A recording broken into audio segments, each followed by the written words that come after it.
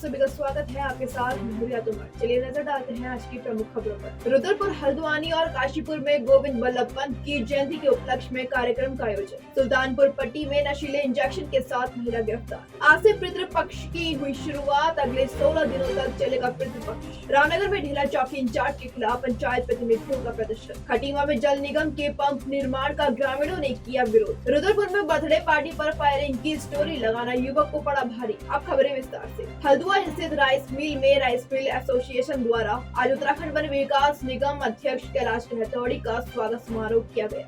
कार्यक्रम में rice mill association अध्यक्ष हिमांशु अरोड़ा, एसोसिएशन के पदाधिकारी दिलप्रीत सिंह सेठी, एम.ए. राहुल, गुरविंदर सिंह चंदोक, दीपक वाली, अश्विनी छावड़, पुष्प अग्रवाल, प्रदीप अग्रवाल, सचिन गोयल, लाविश अरोड़ा, अमित नारंग, पंकज टंडन, रवीश जिंदल, भरबमी गोयल एवं अन्य गणमान्य लोग मौजूद रहे।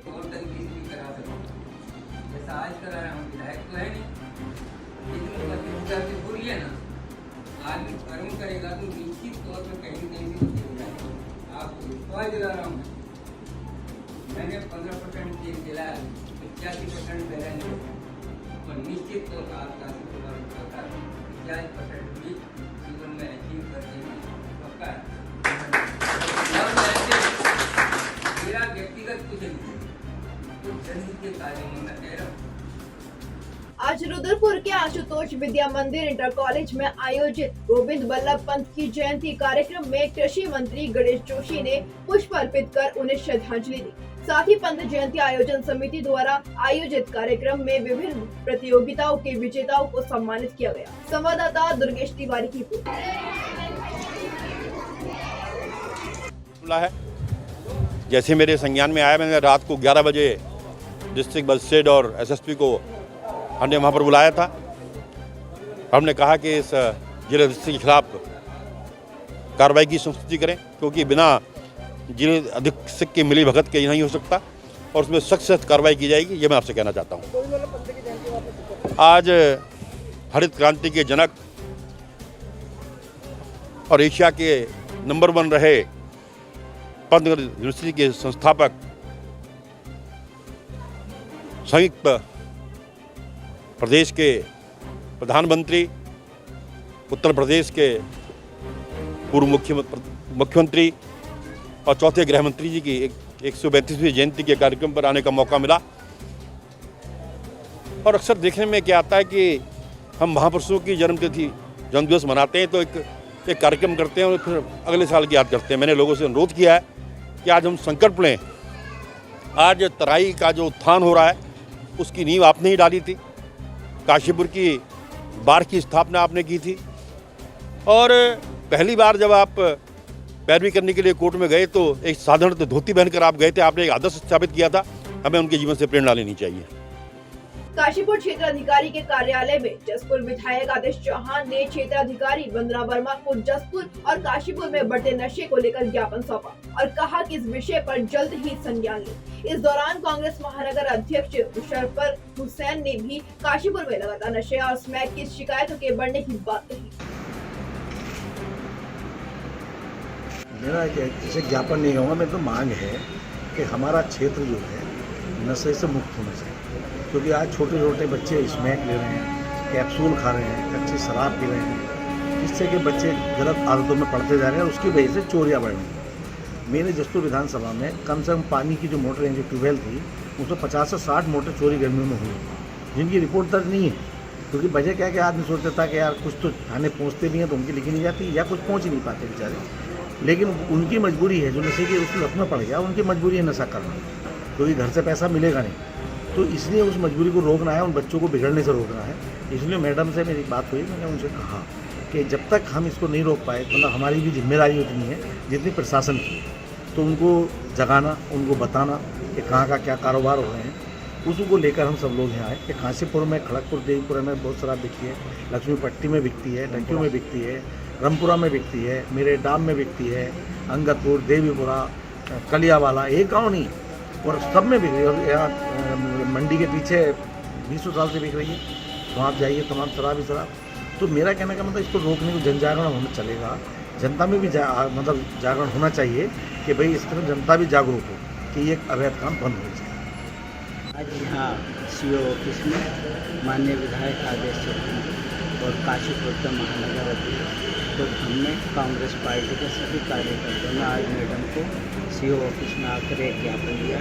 ज्ञापन का मकसद था कि जसपुर और काशीपुर में जो बहुत बड़ी तादाद में नशाखोरी हो रही है, इंजेक्शन लगाए जा रहे हैं, दवाइयाँ डोज बिक रही हैं, दवाइयों की दुकान पर नशेड़ी अपने दवाई लेके जा रहे हैं और जगह जगह जो है यहाँ पर देवीपुरा खड़गपुर हो गया, लक्ष्मीपट्टी हो गया और दूसरे दीगर मोहल्लों में जिस तरह से छोटे छोटे बच्चों को नशा देकर उनकी ज़िंदगी को, उनकी जवानी को बर्बाद किया जा रहा है।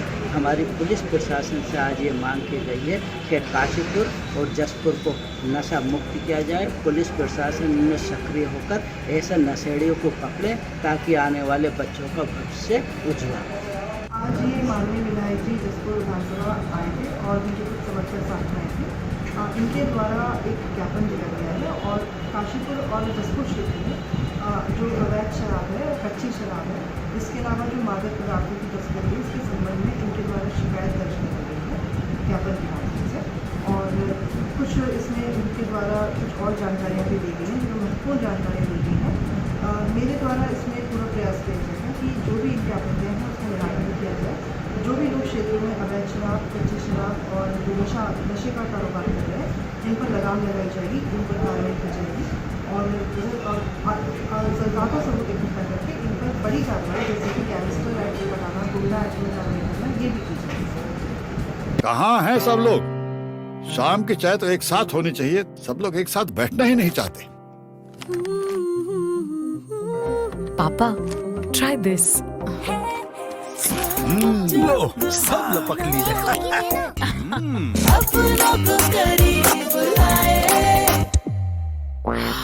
ये क्या हाल कर दिया है रूम का? बस कल से चाय? कल से चाय मेरे रूम में।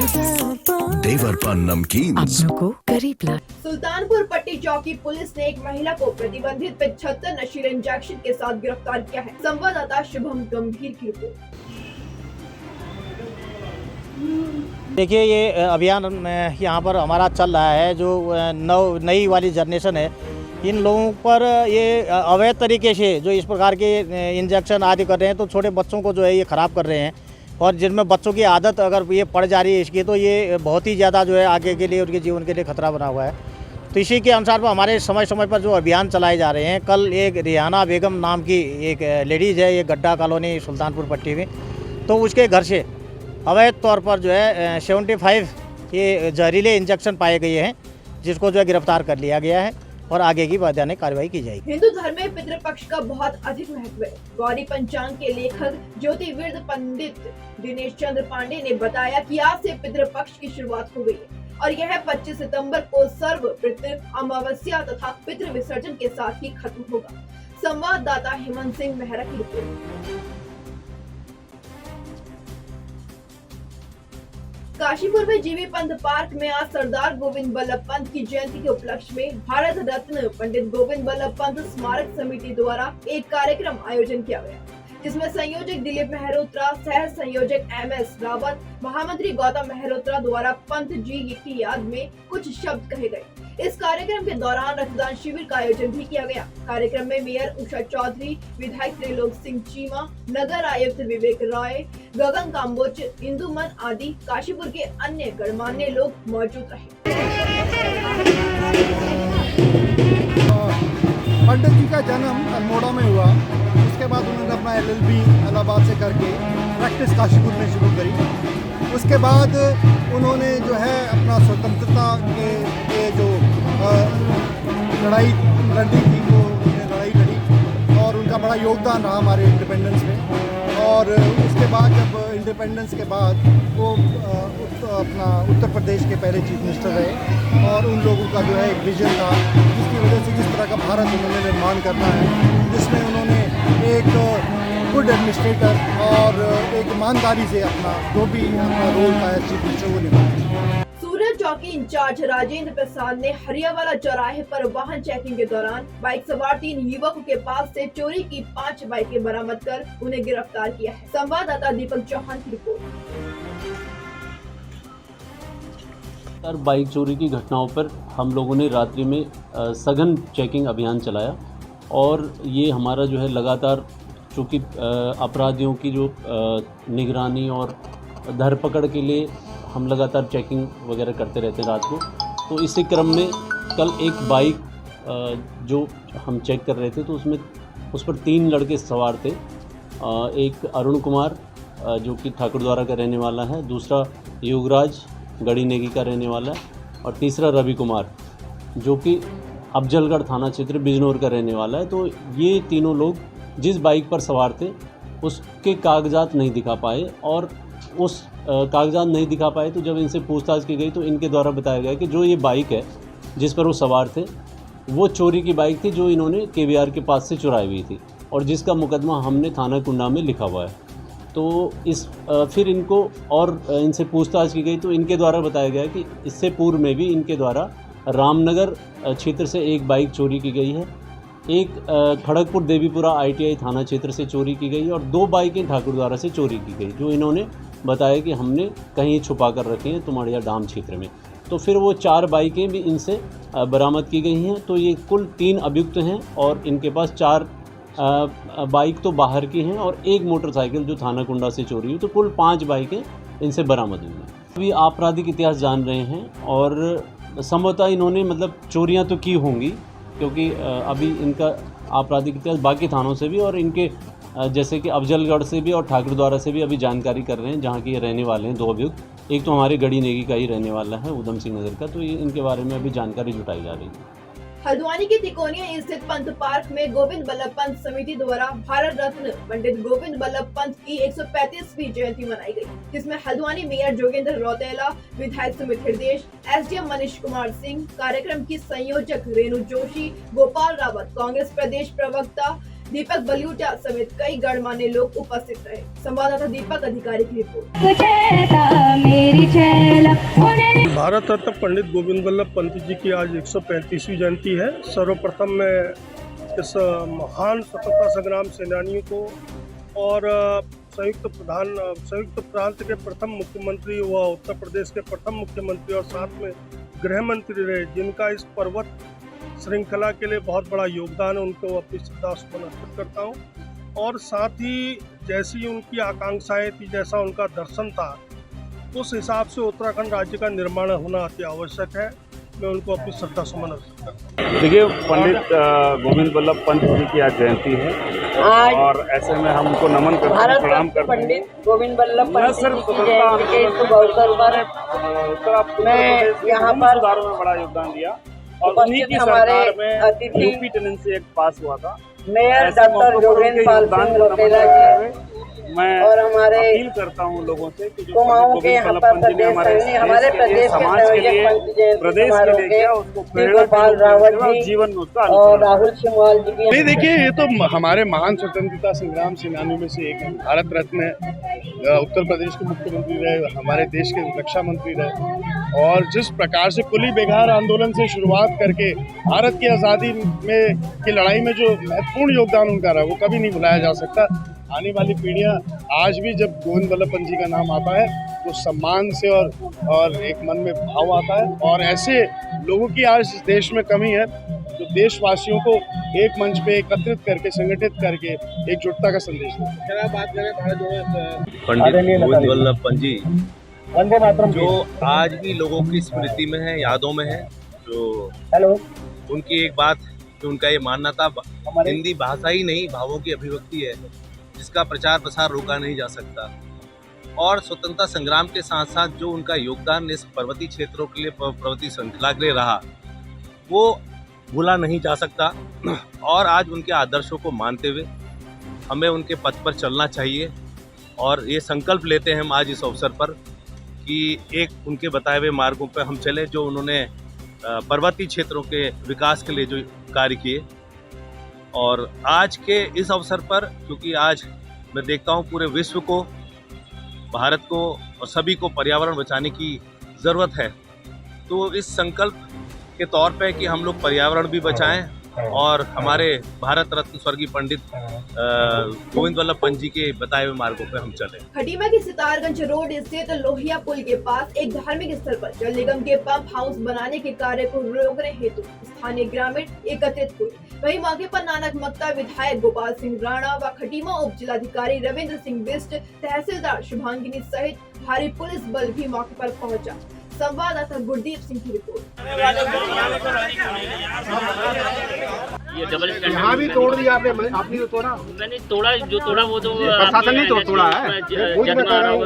हमारी उससे आगे टंकी बनी है जल निगम द्वारा, जो जल जीवन मिशन में जो टंकी बनाई थी, उसका एक पंप हाउस यहाँ पर हमारे मंदिर के समीप बन रहा था, जो सरकारी भूमि पर, वर्ग 4 की भूमि पर बन रहा था, जिसका ग्रामीणों द्वारा विरोध किया जाता है। उनका कहना था कि मंदिर परिसर में थोड़ा सा, क्योंकि वो पूजा पाठ करते तो थोड़ा उनके द्वारा ये विरोध किया जा रहा था। लेकिन अभी विधायक जी भी आए थे, माननीय विधायक जी हमारे नानक मत्ता के, उनके साथ हमने विचार विमर्श किया तो एक सहमति बन गई है। तो हम 20 बाई 20 का फीट का एक पंप हाउस यहाँ पर बना रहे हैं, इसमें पूरी सहमति। जिस किसी का भी इलीगल अगर वहाँ पर अवैध कब्जा तो उसको तुरंत हम ध्वस्त करेंगे। और हमने पटवारी को निर्देश दे दिया, तहसीलदार को भी मेरे द्वारा निर्देश दिया गया, जो अवैध प्लॉटिंग किसी भी कीमत में बर्दाश्त नहीं की जाएगी, उसको हम जल्दी ध्वस्त करने की कार्रवाई शुरू करेंगे। रामनगर कोतवाली में तैनात पुलिस कर्मियों व दरोगाओं द्वारा जनप्रतिनिधियों और पंचायत प्रतिनिधियों के साथ अभद्रता करने के मामले में रामनगर विकास खंड के जेस्ट ब्लॉक प्रमुख संजय नेगी के नेतृत्व में कई ग्राम प्रधानों एवं क्षेत्र पंचायत सदस्यों ने कोतवाली पहुंचकर पुलिस के खिलाफ नारेबाजी करते हुए प्रदर्शन किया।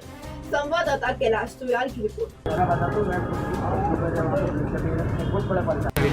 देखिए, ढेला चौकी में एक चौकी इंचार्ज आए हैं जिनका नाम बीपी सिंह है, और जिस दिन से उन्होंने वहाँ कार्यभार संभाला है, लगातार जनता की शिकायतें जनप्रतिनिधि के पास आ रही है। और पहले दिन हमारा एक क्षेत्र पंचायत सदस्य सावलदे का, उनके पास किसी मामले को लेकर, गांव की कोई समस्या थी, उसको लेकर वहाँ पर पहुँचे तो उन्होंने उनसे डायरेक्ट अभद्रता की और उनसे कहा कि नेता हो गए तुम अपने घर के हो गए, सारे लोकल के नेताओं को मैं ठीक कर दूँगा। जब उस क्षेत्र पंचायत सदस्य ने मेरे को शिकायत की तो मैंने कोतवाल साहब को ये बात बताई कि आपका चौकी इंचार्ज इस तरीके से जनप्रतिनिधि से अभद्रता कर रहा है। और कल की बात मैं बताऊं, ढेला के हमारे ग्राम प्रधान है मदन राम जी, उनके साथ भी उन्होंने गांव के एक समझौते को लेकर वो चौकी पहुंचे थे, तो उनके साथ भी उन्होंने कहा कि मैं ग्राम प्रधान हूँ इस क्षेत्र का। उन्होंने कहा कि ग्राम प्रधान होगा तो अपने घर का होगा, और मैं भी, मेरे पास भी 200 बीघा ज़मीन है, इस चौकी का ग्राम प्रधान मैं हूँ। इस तरीके की बातें उन्होंने ग्राम प्रधान जी से कही, और जिसको लेकर आज हमारे सारे ग्राम प्रधान यहाँ पर एकत्रित हुए हैं, क्षेत्र पंचायत सदस्य एकत्रित हुए हैं, और हमने कोतवाल साहब को यहाँ पर ज्ञापन दिया है कि ऐसे चौकी इंचार्ज के खिलाफ अगर आपने जांच नहीं करवाई या उन्होंने अपनी कार्यशैली नहीं बदली तो निश्चित रूप से इस ब्लॉक के जितने भी ग्राम प्रधान और क्षेत्र पंचायत सदस्य हैं, हम पुलिस के खिलाफ यहाँ पे एक बड़ा आंदोलन करेंगे। अपनी कार्यशैली में ये बदलाव लाएं, पुलिस अपनी कार्यशैली में बदलाव लाए, और जनप्रतिनिधि पहले तो आम आदमी से ही ठीक से बोलना चाहिए, आदमी से ही ठीक से व्यवहार करना चाहिए। और जब एक जनप्रतिनिधि पुलिस के पास जाता है, क्योंकि पुलिस ही की मदद, यही ग्राम प्रधान और क्षेत्र पंचायत, जब घटना कोई हो जाती है गाँव में तो यही क्षेत्र पंचायत सदस्य और ग्राम प्रधान पुलिस की मदद करते हैं। तो मैं आज आपके माध्यम से भी कहना चाहता हूँ, वो चौकी इंचार्ज जिनका नाम बीपी सिंह है, हो सकता है उनका बीपी अप डाउन होता रहता होगा, लेकिन जब ग्राम प्रधान और जनप्रतिनिधि का बीपी ऊपर नीचे वो करेंगे तो निश्चित रूप से उनके खिलाफ यहाँ पे प्रदर्शन होगा। देखिए, आज ढेला क्षेत्र के जनप्रतिनिधि लोग, जिनमें कुछ पूर्व ब्लॉक प्रमुख और कुछ बीडीसी मेंबर और मतलब प्रधान और जनप्रतिनिधि लोग थाने आए थे। उनका कहना है कि चौकी इंचार्ज ने उनके साथ व्यवहार सही नहीं है, तो उनका ज्ञापन ले लिया गया है और इस संबंध में बात की जाएगी, और जनप्रतिनिधि से जो भी पुलिस का व्यवहार है, वो जो आचरण है वो ठीक रखा जाएगा। इसके लिए उनको आवश्यक दिशा निर्देश दिए जाएंगे।